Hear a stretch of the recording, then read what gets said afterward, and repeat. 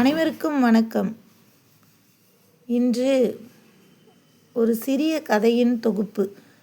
கதையின் தலைப்பு துரோகத்தின் விளைவு. இது என் தாயார் எழுதின கதை. அவர்களுக்கு வயது 65 எட்டியுள்ளது. அவர்கள் ஒரு ஆசிரியர். அவர்களே சொந்தமாக எழுதின கதை என்பதை தெரிவித்துக் கொள்கின்றேன். கதைக்குள்ளே செல்லலாம்.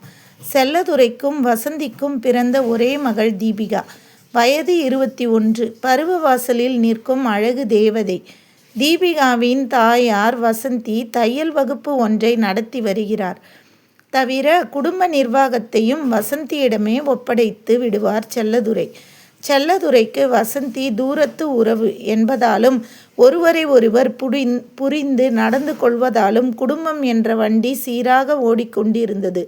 காலை 8:15க்கு வசந்தி பரிமாறிய இட்லிகளை சாம்பாரில் தோய்த்து ரசித்து சாப்பிட்டு கொண்டிருந்த செல்லதுரையின் அருகே வந்த தீபிகா, அப்பா, எங்கள் கல்லூரியில் சுற்றுலாவுக்கு டில்லிக்கு செல்கிறோம் என்று கூறியிருந்தேன் அல்லவா?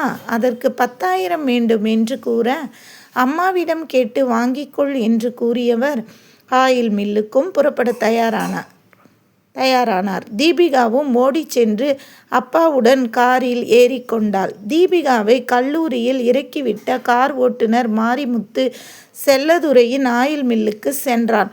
காலை 9 மணிக்கெல்லாம் ஆயில் மில்லை திறந்து விடுவார். அதை தவிர சென்னையில் பிரபலமான ஏரியாவில் 2 துணிக்கடைகளும் வைத்திருந்தார்.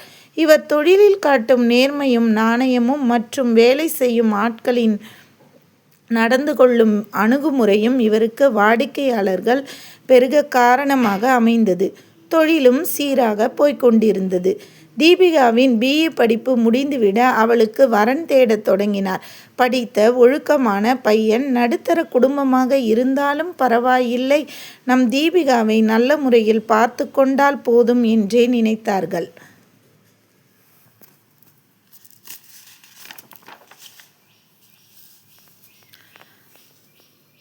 கார் ஓட்டுநர் மாரிமுத்து வசந்திக்கு ஒன்றுவிட்ட அண்ணன் முறையும் கூட. எனவே மாரிமுத்துவிடன் வரம் பார்க்கும் விஷயத்தை கூற, அவனும் திருச்சிக்கு பக்கத்தில் ஸ்ரீரங்கத்தில் அவன் மனைவி வழி உறவினரில் ஒரு பையன் BE முடித்துவிட்டு ஒரு தனியார் நிறுவனத்தில் வேலை செய்கிறான்.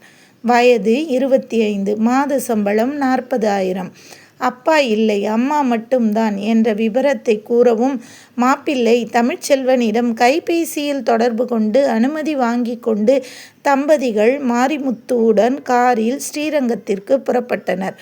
தமிழ்ச்செல்வனின் வீடு மிகவும் நேர்த்தியாகவும் எளிமையாகவும் இருந்தது. அவனது தாயார் மற்றும் தமிழ்ச்செல்வனும் அவர்களை அன்போடு வரவேற்று உபசரித்த குணமும் வசந்திக்கு பிடித்து போக, தீபிகாவின் புகைப்படத்தையும் ஜாதகத்தையும் அவர்களிடம் கொடுத்துவிட்டு பதிலுக்கு தமிழ்ச்செல்வனின் புகைப்படம் மற்றும் ஜாதகத்தை பெற்றுக்கொண்டனர். ஜாதகம் பொருந்தி போனதாலும் தீபிகாவிற்கு தமிழ்ச்செல்வனை பிடித்து போனதாலும் கார்த்திகை மாதம் நிச்சயதார்த்தம், தை மாதம் திருமணம் என்று பேசி முடிவானது. நிச்சயதார்த்தம் முடிந்து 15 நாள்கள் ஆயிற்று. செல்லதுரை தனது ஆயில் மில்லுக்கு ஒரு மேற்பார்வையாளர் தேவைப்படுவதாகவும் எனவே தமிழ்ச்செல்வன் அவன் பார்க்கும் வேலையை விட்டு சென்னைக்கு வந்தால் அவன் வாங்கும் சம்பளத்தை விட அதிகமாகவே கொடுப்பதாகவும் கூறியிருந்தார். அவரின் வேண்டுகோளை ஏற்று அவனும் வேலையை ராஜினாமா செய்துவிட்டு சென்னைக்கு புறப்பட்டான். செல்லதுரையும் கூறியபடியே தமிழ்ச்செல்வனிடம் ஆயில் மில்லில் செய்ய வேண்டியது அனைத்து பணியையும் ஊழியர்களிடம் நடந்து கொள்ளும் முறையையும் பற்றி எடுத்துரைத்தார். மற்றும் வருங்கால மாப்பிள்ளை என்பதால் தமிழ்ச்செல்வனிடம் அன்பாகவும் மரியாதையாகவும் நடந்து கொண்டார். திருமணத்திற்கு 30 நாட்கள் இருக்க தமிழ்ச்செல்வனுக்கு கார் ஓட்ட தெரியும் என்ற விபரத்தை அறிந்து கொண்ட தீபிகா தமிழ்ச்செல்வனிடம் கார் ஓட்டுவதற்கு கற்றுக்கொள்ள ஆசைப்படுவதாக கூற, தினமும் மாலை 5 முதல் 6 மணி அளவில் என்ற நேரத்தை குறிப்பிட்டார் செல்லதுரை. சென்னையில் ஒதுக்குப்புறமாக இருந்த சாலைகளில் முதலில் வண்டி ஓட்ட கற்றுக் கொடுத்தான் தமிழ்ச்செல்வன். 7வது நாள் சென்னையில் மெயின் ரோட்டில் கார் ஓட்ட ஆசைப்பட்டாள் தீபிகா. தமிழ்ச்செல்வனும் அதை ஏற்றுக்கொண்டு அவளுக்கு கற்றுக் கொடுக்க, விதி வேறு விதமாக யோசிக்க, கார் திடீரென்று பிரேக் பிடிக்காமல் போக, அச்சமயம் எதிரே வேகமாக வந்த லாரி ஒன்று கார் மீது மோத, எல்லாம் ஒரு நொடியில் நடந்துவிட்டது. மருத்துவர்கள் தமிழ்ச்செல்வனது உயிரை மட்டும் காப்பாற்றி விட்டனர். ஆம், அவனது வலது காலை முழங்காலுக்கு கீழே எடுக்க வேண்டிய சூழ்நிலை. ஆடிப்போனார் செல்லதுரை. தீபிகாவுக்கு லேசான காயங்கள்தான். விஷயம் கேள்விப்பட்டு வந்த தமிழ்ச்செல்வனது தாயார் கஸ்தூரி செய்வதறியாது கலங்கி போனார். அறுவை சிகிச்சை முடிந்தவுடன் தமிழ்ச்செல்வனிடம் அவனது தாயாரிடமும் மானசீகமாக மன்னிப்பு கேட்டார் செல்லதுரை. மற்றும் தமிழ்ச்செல்வனது மருத்துவ செலவு முழுவதையும் நானே ஏற்றுக்கொள்வதாகவும், தமிழ்ச்செல்வன் வருமானால் தன்னிடமே வேலை செய்யலாம் என்று கூறிய செல்லதுரை, எதையும் தன்னிடம் எதிர்பார்க்க வேண்டாம் என்று கூறினார். நிலைமையை புரிந்து கொண்ட தமிழ்ச்செல்வன் தன் தாயாருடன் ஸ்ரீரங்கத்தில் உள்ள தன் சொந்த வீட்டிற்கே சென்று விட்டான்.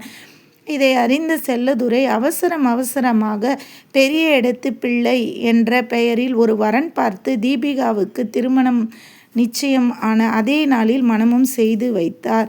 சற்றே நிம்மதி பெருமூச்சு விட்டவர் தீபிகாவிற்கு திருமணம் ஆன்ற 3 மாதங்கள் கழித்து குற்றாலம் போகலாம் என்று முடிவு செய்கிறார். புதுமண தம்பதிகளுடன் தன் மனைவி வசந்தியையும் அழைத்து கொண்டு கார் ஓட்டுநர் மாரிமுத்துவிடம் குற்றாலத்திற்கு பயணம் செய்கிறார்.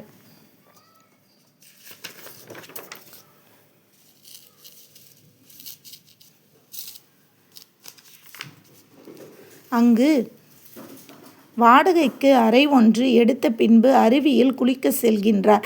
அருவியில் குளித்துவிட்டு குற்றாலீஸ்வரரை தரிசனம் செய்யலாம் என்றெண்ணி 5 அருவியில் குளிக்கச் சென்றனர். அச்சமயத்தில் ஆண்கள் பிரிவில் குளித்து கொண்டிருந்த தீபிகாவின் கணவன் மகேந்திரனுக்கு திடீரென்று வலிப்பு வந்து கையும் காலும் வெட்டி இழுத்து வாய் கோணலாகி நுரை தள்ளியது. பதறிப்போன செல்லதுரை தம்பதியினர் அவனை அள்ளி காரில் போட்டுக்கொண்டு மருத்துவமனைக்கு விரைந்தனர். அங்கு முதலுதவி அளித்த மருத்துவர் மகேந்திரனுக்கு ஏற்கனவே குடிப்பழக்கம் உள்ளதாகவும், அவ்வப்போது இதை போன்று வலிப்பு வரும், எனவே குடிப்பழக்கம் உள்ளவர்கள் அருவியில் குளித்தால் மிகவும் ஆபத்து என்று எச்சரிக்கை செய்து ஊசி போட்டு மாத்திரைகளும் கொடுத்தார். தெய்வ தரிசனம் செய்யாமலேயே செல்லதுரை சென்னைக்கு புறப்பட்டார். 1 மாதம் சென்ற பின்பு மீண்டும் இது போன்ற வலிப்பு வர மகேந்திரன் ஆயுள் முடிந்து போகின்றது. தீபிகா வீட்டுக்குள்ளே முடங்கிவிட்டாள். தமிழ்ச்செல்வன் குடும்பத்துக்கு நாம் செய்த துரோகம்தான் நம் மகளின் வாழ்க்கையை சீர்குலைத்து விட்டது என்றெண்ணிய வசந்தி செல்லதுரையுடன் மெதுவாக பேச்சை ஆரம்பித்தாள். அதாவது, நாம் ஒரு முறை தமிழ்ச்செல்வனின் வீட்டுக்கு போய் அங்கே அவர்களது நிலைமை என்ன, தமிழ்ச்செல்வன் விரும்பினால் தீபிகாவை மீண்டும் அவனுக்கே மனம் செய்து வைப்பது என்றெண்ணி கூறுகிறாள். தமிழ்ச்செல்வனது வீடு அவனது தாயார் கஸ்தூரி அவர்களை எப்போதும் போல் வரவேற்கிறார். நாங்கள் உங்கள் மகனுக்கு பெரிய துரோகம் செய்துவிட்டோம், அதற்கு பரிகாரம் செய்யவே இப்போது நாங்கள் வந்துள்ளோம் என்று கூறி எதுவும் புரியாத கஸ்தூரி, சற்று பொறுங்கள், தமிழ்ச்செல்வன் ஒரு முக்கிய வேலையாக வெளியே சென்றுள்ளான்.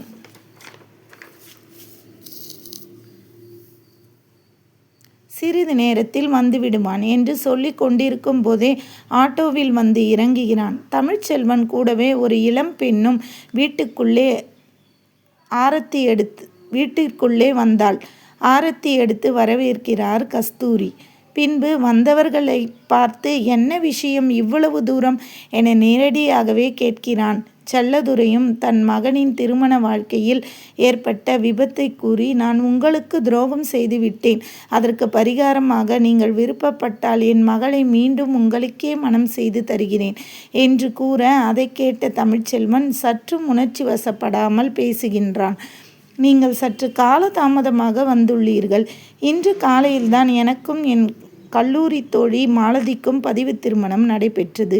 நான் மருத்துவமனையில் அட்மிட் ஆகியிருந்த நேரத்தில் அங்கே மாலதியை சந்திக்கும் வாய்ப்பு ஏற்பட்டது. அவளுக்கு விபத்து ஒன்றில் இடது கண் பார்வை போய்விட்டது என்பதை அறிந்து கொண்டேன். வீட்டிற்கு வந்தவுடன் என் தாயாரின் சம்மதத்தை கேட்டு மாலதியின் விருப்பத்துடன் இன்று எங்கள் திருமணம் நடைபெற்றது என்று கூற, இனி பேசுவதற்கு ஒன்றுமில்லை என்று உணர்ந்த செல்லதுரை புறப்பட ஆயத்தமாகிறார்.